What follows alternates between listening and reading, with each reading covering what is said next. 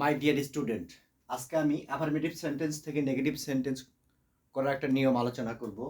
সেই নিয়মটা হলো, অ্যাফার্মেটিভ সেন্টেন্সটা যদি কম্পারেটিভ ডিগ্রি অথবা সুপারলেটিভ ডিগ্রিতে থাকে, সেটাকে পজিটিভ ডিগ্রিতে রূপান্তর করার মাধ্যমে নেগেটিভ সেন্টেন্স করা হয়। যেমন, Dhaka is the biggest city in Bangladesh. এই অ্যাফার্মেটিভ সেন্টেন্সটা সুপারলেটিভ ডিগ্রি করা আছে। এটাকে নেগেটিভ করার সময় no other city in Bangladesh is as big as Dhaka, এটা পজিটিভ ডিগ্রি, এটাই নেগেটিভ হয়ে গেল।